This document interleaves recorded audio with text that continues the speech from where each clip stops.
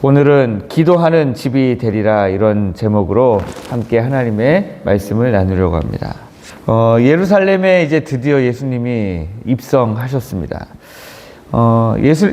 예수님께서 이제 예루살렘 성에 입성하신 후에 첫 번째 어디를 가셨느냐?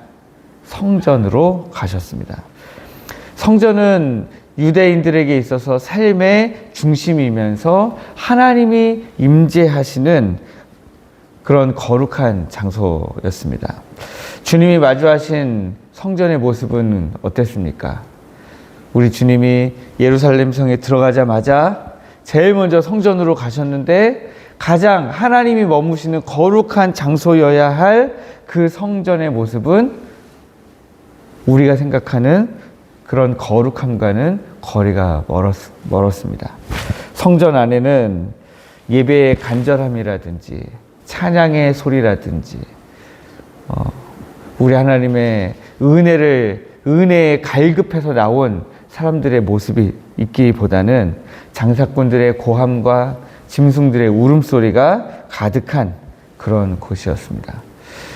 여러분들도 이미 다 아시겠지만 멀리서부터 찾아왔던 순례자들은 한 가지 고충이 있었습니다. 뭐냐면 하나님 앞에 흠없고 순전한 제물로 제사를 드려야 된다라는 거. 이게 굉장한 올무가 된 거죠.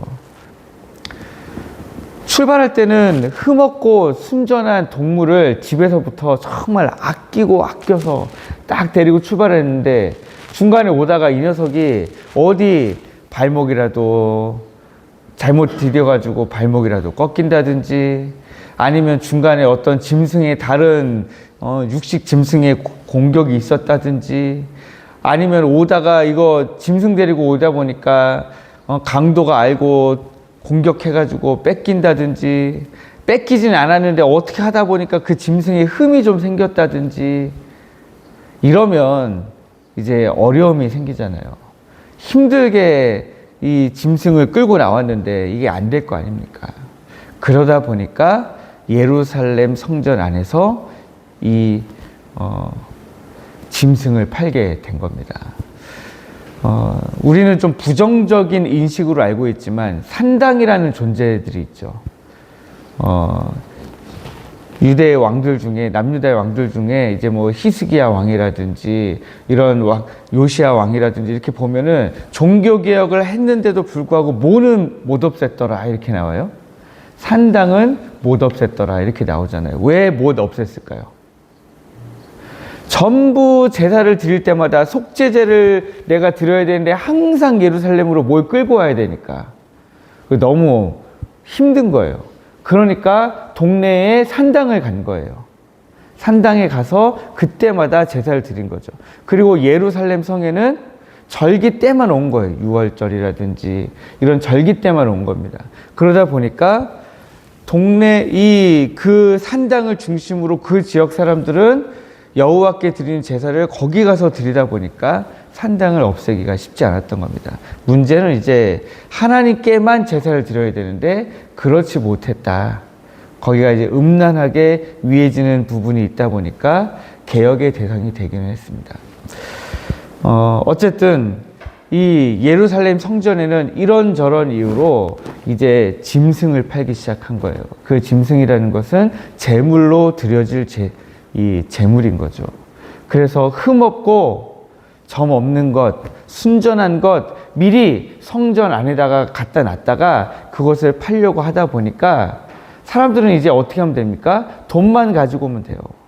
돈만 가지고 와서 그것을 주고 흠없고 순전한 짐승을 사다가 그걸 우리 하나님께 드리면 되는 겁니다. 그런데 여러분, 여기에서 우리가 생각해야 될 것이 있습니다. 외양은 흠없고 순전한 짐승인데 거기서 그렇게 거래돼서 그렇게 드려지는 그 짐승을 둘러싸고 사람들의 추악한 욕심과 또 사람들의 어떤 이권 개입이라든지 이런 것들이 다 반영되어 있는 그 짐승은 겉으로는 흠없고 순전하지만 정말 하나님께 드릴 만큼 흠없고 순전한 그런 짐승이었는가? 우리가 한번 생각해 볼 필요가 있다라고 하는 것입니다. 온갖 사람들이 돈 벌으려고 그 안에서 자리 잡으려고 저 사람이 아니라 내가 먼저 팔으려고 내가 또 살려고 또 그 짐승 살라니까 또 돈 바꿔야 돼가지고 돈 바꾸는 것 가지고 또 싸우고 그렇게 해서 드려지는 그 예물에 어떤 순전함과 어떤 거룩함이 그 예물 안에 있겠느냐 하는 것입니다. 그래서 예수님은 이 모든 모습을 보시고 강도의 소굴이라 책망하신 것입니다. 여기 강도는 단순히 물건을 이렇게 폭력적으로 훔치는 사람을 이야기하는 것이 아니라 정치적으로 혹은 이 재물에 관련해서 욕심을 부리고 약탈하는 사람들을 일컫는 말씀입니다. 그래서 성전이 하나님을 만나는 통로가 아니라 인간의 욕심을 채우고 죄를 정당화하는 종교적인 은신처로 변화되었다, 변질되었다 하는 것을 우리가 알 수 있습니다. 거룩한 제사가 종교적인 비즈니스로 전락되었다 하는 것이 우리 주님이 이 성전을 찾으셨을 때 보셨던 모습이다 하는 것입니다. 예수님이 어떻게 하셨습니까? 지체하지 않으시고 매매하는 자들을 다 내쫓으셨습니다. 그 사람들을 향한 분풀이가 아니라 성전의 원래 주인으로서 하신 거룩한 정화다라고 하는 것을 우리가 알 수 있습니다. 그래서 이사야 56장 7절 말씀을 인용하시는데요. 그 말씀에 내 집은 기도하는 집이 되리라 그렇게 선포하신 거죠. 그런데 우리 주님이 단순히 그냥 그 사람들을 다 쫓아내시고 성전을 정화하시고 끝나신 것이 아니에요. 그 자리에 우리 주님이 무엇을 채우셨는가 보면 47절에 보니까 예수께서 날마다 성전에서 가르치셨다 이렇게 기록하고 있습니다. 장사의 소음이 사라진 자리에 우리 주님이 하나님의 말씀을 가르치시는 음성이 들리기 시작한 겁니다. 강도의 음모가 있던 자리에 기도의 호흡이 되살아나게 하신 거죠. 이것이 단순히 성전 정화로 끝나는 것이 아니라 성전이 회복될 수 있도록 우리 주님 이끄셨다라고 하는 것입니다. 성전이 이토록 신속하게 정결될 수 있었던 이유는 두 가지가 있다고 봅니다. 하나는 예수 그리스도께서 성전의 실체이시기 때문에 그렇다라고 하는 것입니다. 주님은 이제 짐승으로 우리 하나님 앞에 제사 드리는 시대가 끝나고 이제 정말로 하나님과 우리 인간 사이에 완전한 제물로 내가 왔다라고 하는 하나님과 인간 사이에 완전한 화목제물로 스스로 오신 것을 이제 가르치신 것이죠. 그래서 성전이 정화될 수 있었다라고 하는 것입니다. 두 번째는 48절 말씀에 보니까 뭐라고 기록되어 있습니까? 백성이 다 그에게 귀를 기울여 들었다. 여기 귀를 기울이다 하는 이 단어는 그의 입술에 매달리다 이런 뜻입니다. 종교 지도자들은 47절 중반 이후에 보니까 어땠어요? 대제사장들과 서기관들과 백성의 지도자들은 뭐 하려고 했습니까? 예수님을 죽이려고 했어요. 그런데 왜 못 죽였어요? 백성들이 예수님의 입술에 매달렸기 때문이죠. 백성들이 예수님의 입술에 매달리니까 성전이 깨끗해졌을 뿐만 아니라 제사장들과 이런 이스라엘 백성들의 지도자들이 예수님을 죽이려고 했어도 죽일 수가 없었다 하는 사실입니다. 그래서 이사야서의 이 말씀대로 어떻게 된 겁니까?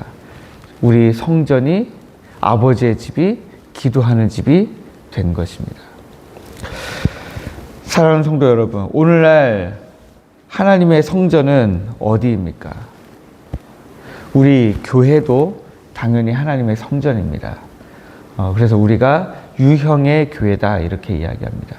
그러나 우리는 우리 성도들이 모인 곳도 이 성도들의 모임, 이 공동체 자체를 우리는 교회다라고 이야기합니다. 그래서 우리가 이 보이지 않는 교회를 무형의 교회다 그렇게 이야기합니다. 그리고 이 유형의 교회와 무형의 교회를 합쳐서 우리가 우주적 교회다 이렇게 이야기해요. 신학적으로는. 그러나 가장 성경이 가르치고 있는 성전의 시작은 어디냐? 바로 우리의 마음 자신이다라고 하는 거예요. 고린도전서 3장 16절은 성령을 모신 우리 자신이 바로 하나님의 성전이라고 말씀하고 계십니다. 그런데 그런 우리의 마음의 성전의 상태는 어때요?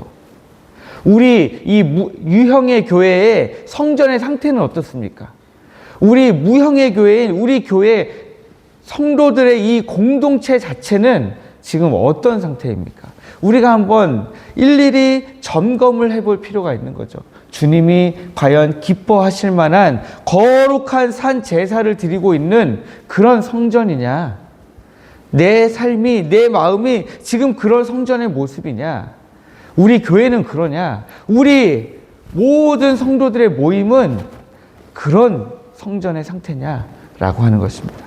주님이 오셔서 책망하시고 채찍질 하시면서 다 엎어버리셔야 되는 상태냐?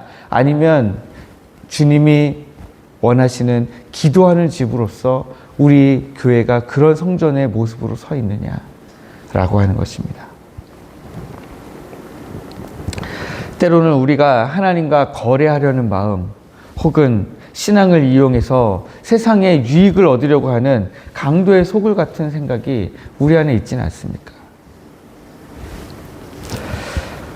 하나님은 우리가 오직 하나님의 말씀에 귀를 기울이면서 하나님과 깊이 교제하는 기도하는 집이 되기를 원하십니다. 그러므로 기도는 우리의 욕심을 하나님께 관철시키는 것이 기도가 아니라 수단이 아니다라는 사실을 우리가 기억해야 됩니다. 기도는 하나님의 뜻이 오히려 내 삶에 이루어지도록 나를 내어드리는 거룩한 대화의 시간입니다. 내 뜻을 하나님께가 아니라 하나님의 뜻이 내 삶에 이루어지기를 원하는 시간. 그렇게 되도록 하나님 앞에 엎드리는 시간. 그 시간이 바로 기도하는 시간입니다. 이제 우리 안에 혹시 어지러운 장사판들이 널려져 있었다면 우리가 오늘 그것을 다 치워버리는 시간 되기를 원합니다. 그리고 그 모든 것을 치우고 비워진 자리에 오직 하나님의 말씀이 우리 안에 가득 채워지도록 우리가 주님의 말씀에 하나님의 말씀에 귀를 기울이는 시간이 되기를 원합니다. 하나님의 입술에 매달리는 시간 되기를 원합니다. 그래서 오늘 여러분 세상의 소리에 우리의 귀를 빼앗기지 말고 오직 주님의 입술에 매달리는 그래서 주님의 은혜를 입는 오늘 하루 되시기를 주님의 이름으로 축복합니다.